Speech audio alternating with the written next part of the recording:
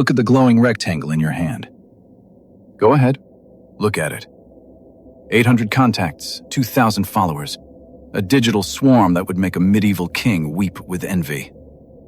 You swipe, you tap, you hoard these connections like a paranoid squirrel stuffing nuts for a winter that never comes. Society calls this progress.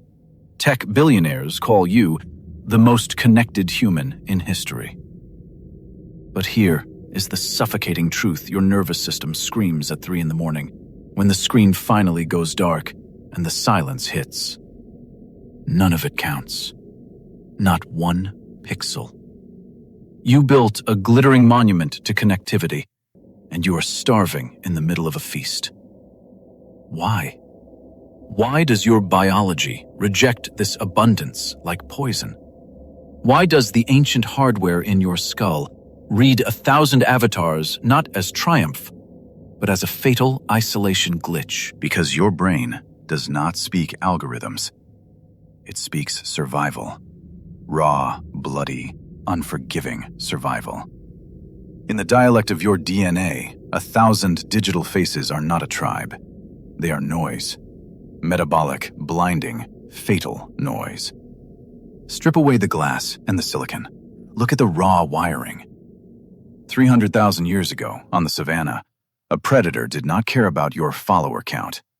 It cared about your reflexes and your position in the group. But the predator was not the real threat. Isolation was. In the Pleistocene, being alone meant being eaten. Exile from the tribe was a biological execution. So evolution hard-coded a desperate, obsessive need to monitor your social world. Your brain became a tuned radar, scanning faces, reading micro-expressions, tracking hierarchies, calculating trust. Every single hour, every single day. Why does this matter now? Because that radar is brutally expensive. It burns glucose and oxygen like a furnace. And it has a hard ceiling. The neocortex simply cannot maintain genuine reciprocal bonds with an infinite crowd. Robin Dunbar proved it in the 90s.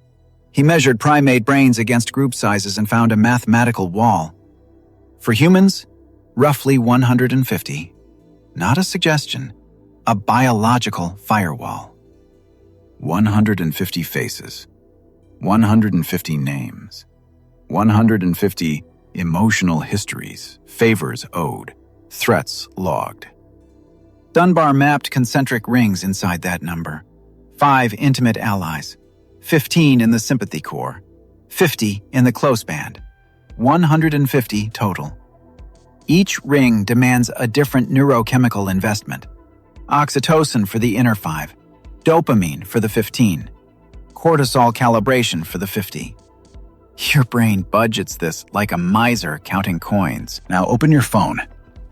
2,000 friends flattened into one endless scrolling feed.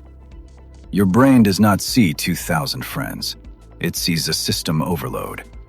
The rings collapse, the hierarchy dissolves. It tries to process the data, fails, and fires a massive panic response. Why?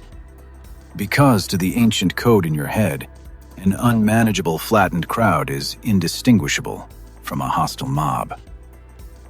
And here the forensic evidence turns truly dark. When social input exceeds the cognitive limit, the brain does not merely tire.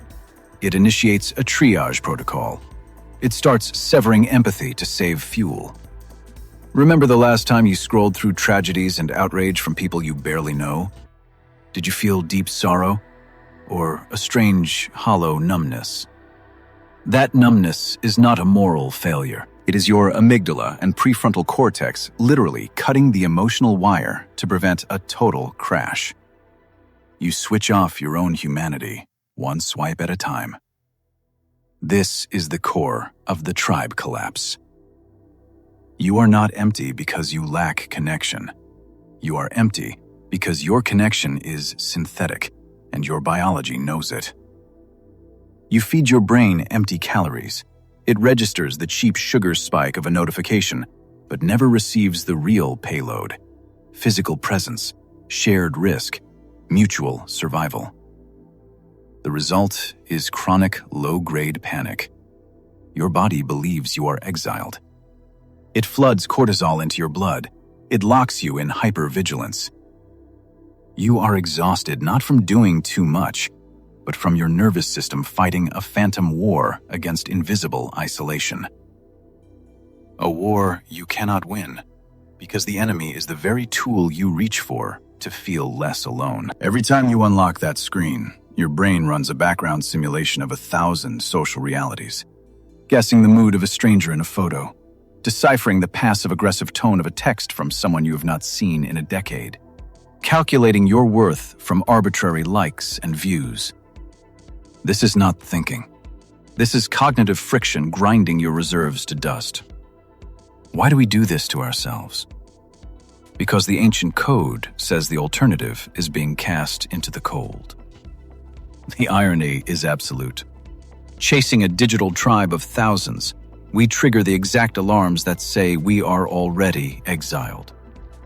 Starving in a supermarket of interaction. Think about the last time someone truly saw you. Not an avatar, not a curated photo. A living person who knows your cracks, your fears, your quietest shame. When did you last share a room where the silence was comfortable? Where you did not need to perform or post or prove you exist? That feeling is the baseline your nervous system craves. Deny it, replace it with hollow digital validation, and your body cannibalizes its own safety. It starts reading the world as hostile. Creativity shuts down. Joy dulls. Your emotional landscape flattens into gray. The tribe collapse does not just make you lonely. It makes you less human. The tragedy is you do not even notice the sabotage. You think you are just tired, just stressed, that the ache in your chest is modern malaise fixable with coffee or another hour of sleep. You are wrong. The emptiness is a signal, a biological alarm in the darkest corner of your skull, warning that your social architecture is crumbling. The tribe is gone. You stand in the ruins, holding a glowing piece of glass that promises connection and delivers only isolation. Why do we ignore it? Because admitting it means admitting our tools are biologically incompatible with our wiring. That we built a civilization toxic to the human animal. And that thought is terrifying. If this dissection hits the hollow ache you carry daily, drop a comment below. Tell me the exact moment you first felt the emptiness behind the screen. Your words help this small tribe of 50 stay real, stay independent, stay free from the algorithms dissecting us right now. Share this with one person who needs to hear it tonight. Not 1,000. One. But the emptiness is only symptom one. The numbness is brutal, yes. What is worse is what this false connectivity does to your physical body. Your organs are not just feeling exiled, they are preparing to shut down, one by one, to survive a famine that does not exist. And the mechanism behind that shutdown is far more insidious than fatigue. Let us talk about the physical machinery. You think loneliness is just a feeling, a poetic sadness. You are completely wrong. It is a violent, measurable, biological event. When your brain registers that the tribe is missing, it does not just send a sigh to your consciousness. It pulls the emergency brake on your entire physiology. Why? Because in the ancestral environment, a severed social bond meant you were about to be eaten. Your body does not know the difference between a lonely Tuesday night in your apartment and being abandoned in the Pleistocene dirt. To your biology, both scenarios are identical. Both mean you are dying. So it initiates a metabolic triage. This is the core of the physical crash. Your body looks at its energy budget and realizes it needs to survive a perceived famine. It starts shutting down the most expensive non-essential systems. What are those systems? Your immune response, your digestive tract, your capacity for deep, restorative sleep, your creative spark. You start getting sick more often. Your stomach aches for no medical reason. You lie in bed for 8 hours and wake up feeling like you were dragged behind a truck. Why? Because your body is not resting. It is bracing for an attack that never comes.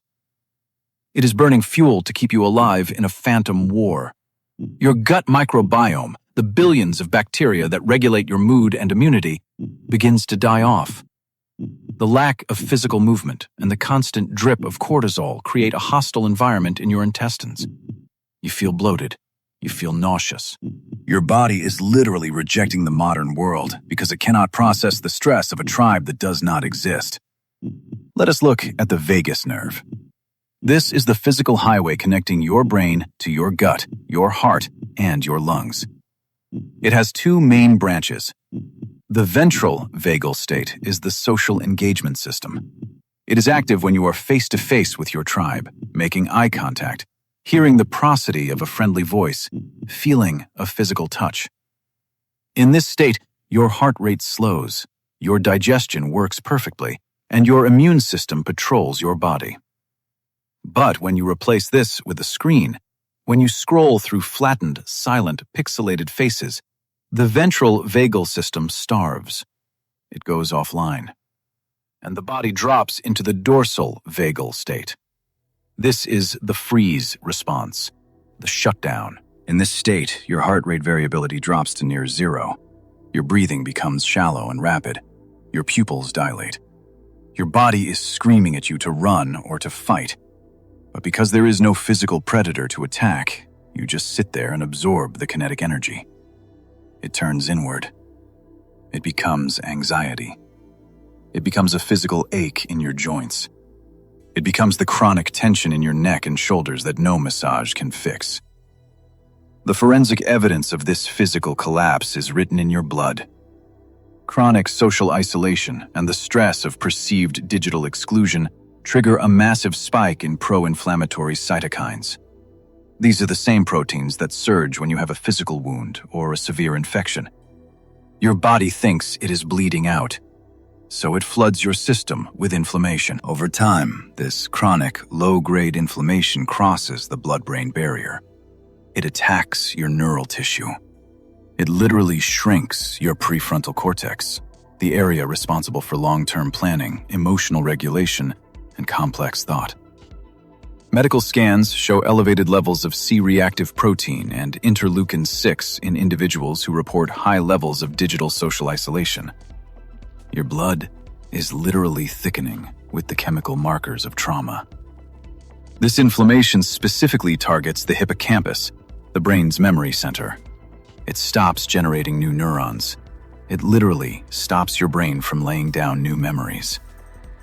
You walk into a room and forget why you were there. You meet someone new and forget their name 5 minutes later.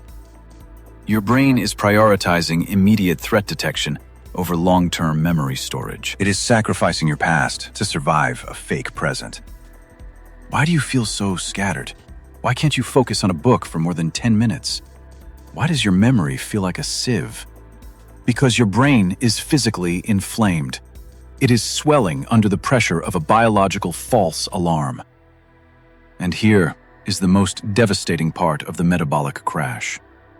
The body does not just shut down the immune system and the prefrontal cortex.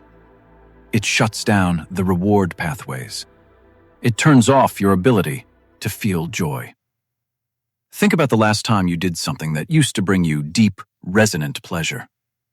Listening to your favorite album, walking in the woods, cooking a meal. Did it feel flat? Did it feel like you were just going through the motions? That is not just psychological burnout. That is a cold, calculated biological defense mechanism. Your brain has downregulated your dopamine and serotonin receptors because it believes you are in a survival situation. In a famine, you do not need to feel joy. You just need to keep moving. Your ancestors needed this emotional blunting to survive the harsh realities of the Ice Age. It kept them focused on finding the next meal and avoiding the next predator. But you are not in the Ice Age. You are sitting in a climate-controlled room. This evolutionary survival tool has become a psychological prison. So it flattens your emotional landscape into a gray, featureless plane to keep you functional. It makes you a machine. A machine that can only consume more digital noise to try and spark a feeling. You chase the next dopamine hit, but the receptors are burned out. The sugar rush of a like lasts for 3 seconds, and then the crash is harder than before. You are running on a treadmill of neurochemical exhaustion, chasing a high that your biology no longer allows you to feel. Why do we keep feeding the machine? Because the ancient code tells us that if we just find the right connection, the famine will end. We think the next notification, the next message, the next viral video will finally fill the void. So we scroll faster, we refresh the feed, we add more followers. But every swipe deepens the dorsal vagal shutdown. Every pixelated face reinforces the biological signal that you are alone. You are drinking salt water to quench your thirst. And the more you drink, the faster you dehydrate. The irony is absolute. The very tool you use to escape the isolation is the exact mechanism driving you deeper into the biological freeze. You are trapped in a feedback loop of your own making, a digital Ouroboros eating its own tail. Every hour spent scrolling is an hour stolen from physical recovery. Your muscles atrophy, your posture collapses, your eyes strain against the blue light, signaling to your master clock that it is noon, freezing your circadian rhythm in a state of perpetual daylight. You are dismantling your physical form, piece by piece, to feed a digital ghost. If you recognize this physical heaviness in your own body, if you feel that tight chest and that brain fog that no amount of coffee can cure, do something real for this archive right now. Hit the like button. Not for the algorithm, but as a deliberate physical anchor to break the dorsal vagal freeze. A conscious choice to engage, to move, to prove to your nervous system that you are still here. Your click is a small rebellion against the shutdown. But the physical inflammation is only the foundation of the crash. The true horror of the tribe collapse is not just what it does to your organs. It is what it does to your mind. It is quietly rewriting your neural pathways, erasing your ability to hold a single thought, and replacing your deep memory with a fractured, endless present. The mechanism of this cognitive erasure is already taking hold, and its final stage is a total rewiring of your identity. Let us trace the final, most terrifying stage of the physical crash. The inflammation in your blood has done its job. Now it moves to the software. You think your scattered attention is just a bad habit, a lack of discipline. You are completely wrong. It is a structural demolition of your cognitive architecture. Why? Because the digital environment you live in does not reward deep thought. It rewards rapid, reactive switching. Your brain, desperate to conserve the glucose we talked about in the last chapter, begins to physically prune the neural pathways required for sustained focus. It is a brutal, evolutionary optimization. If the environment only demands 3 seconds of attention, the brain dismantles the bridges needed for 3 hours of deep work. You are watching your intellect shrink in real time. Why do you lose your train of thought mid-sentence? Why does a complex book feel like an impossible mountain to climb? Because your prefrontal cortex is starving. The continuous drip of novel, high-contrast stimuli from your screen hijacks the brain's orienting response. This is an ancient survival mechanism designed to snap your head toward a sudden rustle in the bushes. But instead of a predator, it is a push notification. Instead of a physical threat, it is a digital outrage. Your brain snaps to attention hundreds of times a day. Each snap burns cognitive fuel. By evening, your working memory is completely depleted. You are not just tired. You are cognitively bankrupt. This brings us to the most devastating consequence of the tribe collapse: the erasure of your autobiographical self. Your identity is not a fixed object. It is a continuous narrative built on deep memory. It is the story you tell yourself about who you are and what you have survived. But when the hippocampus is inflamed and the transfer of memories is blocked, that narrative fractures. You lose the connective tissue of your own life. Why do you feel like a stranger in your own history? Why do the past 5 years feel like a blurred, meaningless montage? Because your brain is no longer laying down the bricks of your personal history. It is trapped in a fractured, endless present. Every time you unlock your screen, you are effectively wiping the slate clean. You are forced to reintroduce yourself to the world over and over again, with no accumulated wisdom to guide you. You try to recall the face of your childhood best friend and find only static. You reach for the name of the street you grew up on and grasp nothing. The brain is sacrificing the archive of your life to survive a fake, flickering present. And here's where the algorithm steps in to fill the void. When your internal narrative collapses, your brain desperately seeks an external mirror to tell it who it is. In the ancestral tribe, this mirror was the faces of your people. Their reactions, their respect, their shared history told you exactly where you fit in the world. But your digital tribe is not made of people. It is made of algorithms. And the algorithm does not care about your soul. It cares about your engagement. So it reflects back to you only what keeps you scrolling.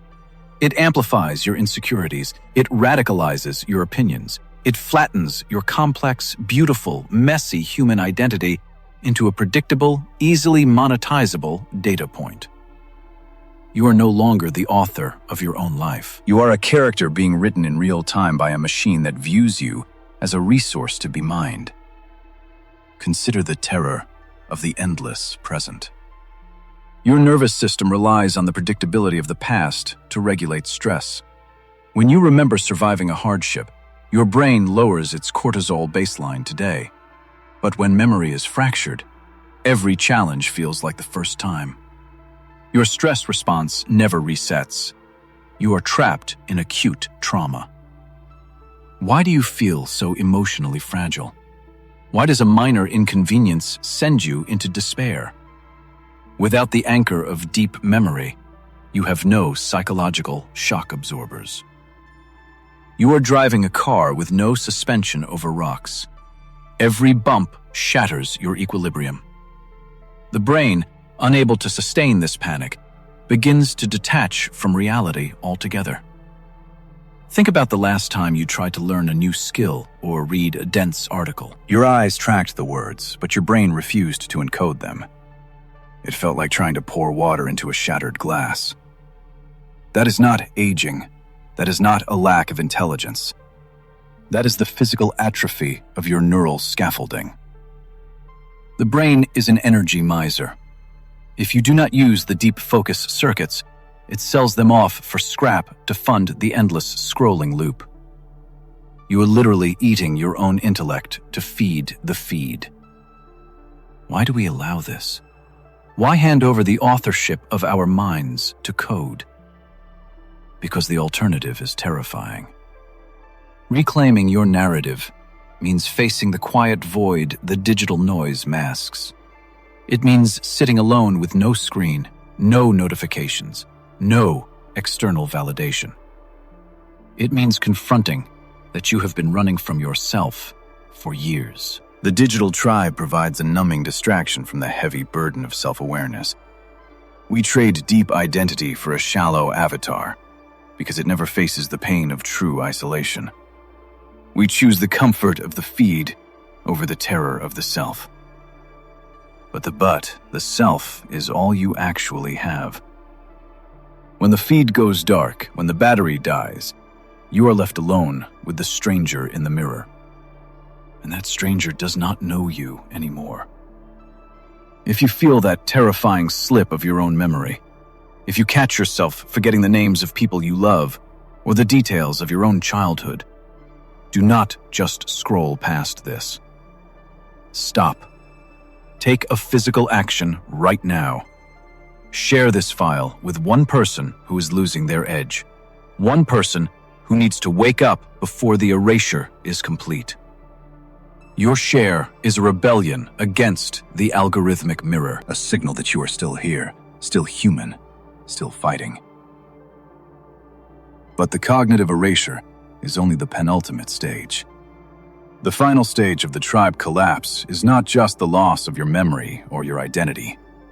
It is the biological point of no return. The moment your nervous system decides that the physical world is no longer worth interacting with and initiates a permanent, irreversible retreat into the digital phantom. Let us descend into the final chamber of the archive.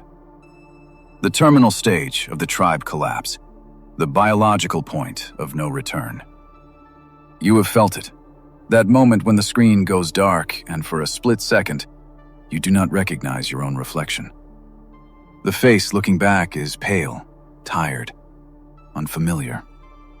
It is the face of a stranger who has been living in your house, eating your food and breathing your air, while your real self was trapped behind glass. Why does this dissociation happen? Why does the mirror, the most ancient tool for self-recognition, suddenly feel like a lie? Because your brain has stopped investing energy in the physical avatar. It has divested. It has pulled its resources back from the skin, the muscles, and the eyes, and poured them entirely into the digital phantom. You are no longer a biological organism interacting with an environment. You are a life support system for a consciousness that lives in the cloud. This is the ultimate evolutionary betrayal. For 300,000 years, your biology fought to keep you connected to the physical world.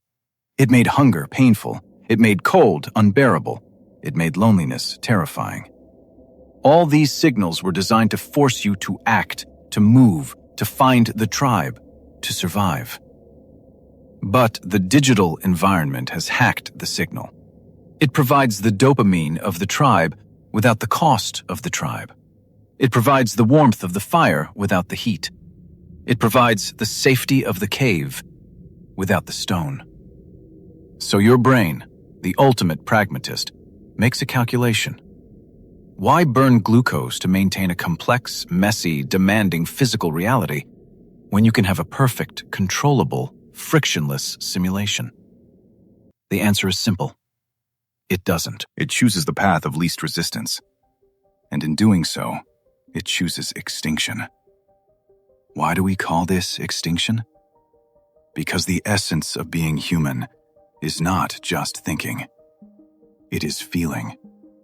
It is the friction of skin against skin. It is the smell of rain on dry earth. It is the micro-tremor in a friend's voice when they are holding back tears. These are not data points.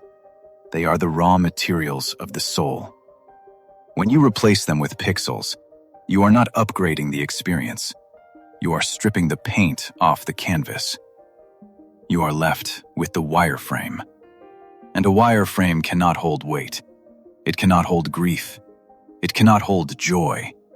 It can only hold information. And information without the vessel of biological emotion is just noise. You are drowning in noise, starving for signal. The forensic evidence of this final stage is written in the atrophy of your social instincts. Watch people in a restaurant. Watch them in a park. Watch them on the subway. Heads bowed, necks curved, eyes glazed. The posture of submission. The posture of defeat. In the ancestral tribe, this posture meant one thing. You are sick or you are dying. The tribe would gather around you. They would touch you. They would try to pull you back from the edge. But in the digital tribe, there is no gathering. There is no touch. There is only the silent, collective agreement to look away. We are witnessing the mass extinction of the social animal, not by a meteor, not by a plague, but by a glowing rectangle that promises connection and delivers a coma. Why do we allow this? Why do we not scream? Why do we not tear the screens from the walls and run into the streets, demanding to feel the wind, to see the faces of our neighbors, to remember what it means to be alive? Because the coma is comfortable. The phantom is safe. The digital tribe does not judge your smell. It does not demand your help. It does not ask you to carry the heavy, messy burden of another person's pain. It asks only for your attention. And attention is the cheapest currency you have. You spend it like water, not realizing that you are irrigating a desert that will never bloom. But there is a crack in the simulation, a glitch in the phantom. It is the ache in your chest right now. It is the feeling that you are watching this video not as a consumer, but as a survivor. You are here because a part of you, the ancient, reptilian, unkillable part, refuses to go quietly into the night. It knows that the tribe is dead, but it also knows that the tribe can be rebuilt. Not with thousands of followers, not with millions of views, but with a handful of real, breathing, bleeding humans who are willing to wake up. This is the final verdict of the archive. The tribe collapse is not a theory. It is a crime scene. And you are both the detective and the victim. But you can also be the survivor. If you feel that ancient spark, if you refuse to become a ghost in your own life, then you must take the only action that matters. Subscribe to this archive. Not for the numbers, not for the algorithm, but to cast a vote for reality. To signal to the network that you are still here, still biological, still fighting for the right to feel pain, to feel joy, to feel the terrifying, beautiful weight of being human. We are building a lifeboat, a small, stubborn band of 50, a new tribe for the end of the world. The door is open, but you must walk through it yourself. Put down the glass. Look up. The world is waiting, and it is terrified that you have forgotten how to see it.